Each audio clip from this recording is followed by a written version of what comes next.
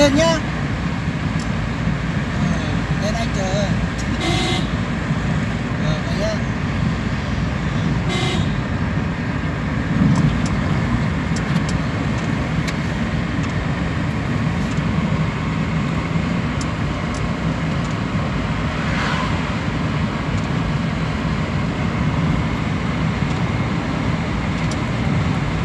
Mấy người Mông, mấy con gái xinh mà khó tán nhờ.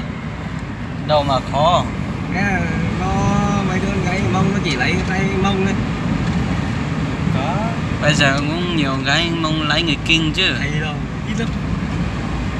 Anh cứ đi tám đi. Đắc nang nhiều đứa xinh, giáo viên trong trường nó đầy trơ. Em đang tán con mà, bọn nó khó quen lắm hả? Con gái cũng vậy mà anh. Hả? Con gái cũng vậy mà. Không, con gái Có người Kinh hay người Mông thì nó cũng vậy mà.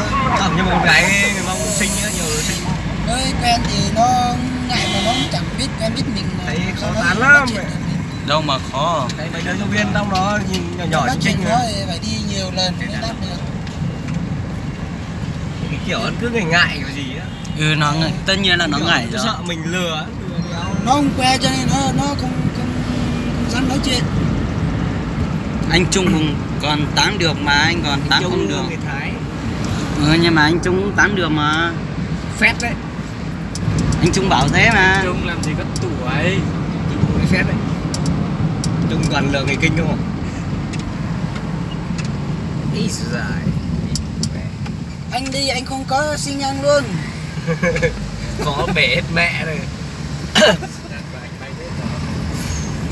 Cái này tung vào đích thì anh cũng chịu rồi. Mình bể mặt. Không biết nữa, mình bể mặt.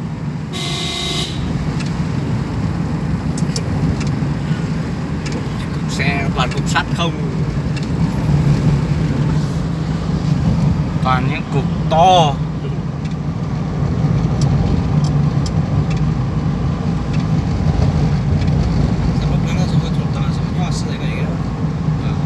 Đằng nang mấy đứa nhỏ nhỏ nhìn xinh lắm. Nó cũng giáo viên rồi nhưng chắc của mình 20 tuổi rồi. 20 mấy rồi nhưng...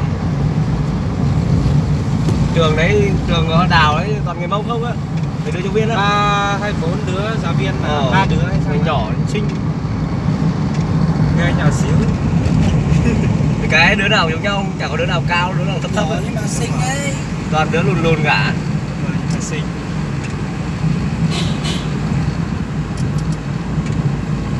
Đứa nào cũng như bánh mì luôn đấy chứ. Ừ, đứa nào tròn tròn. không có đứa nào. Mà nhỏ nhỏ, thấp nó phải người đậm đậm tí, thấp mà nhỏ đấy nhìn như trẻ con.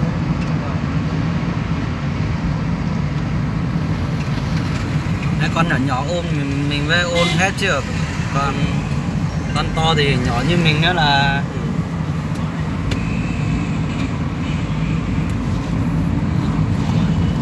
Ăn uống đến giờ nữa. điện máy xanh.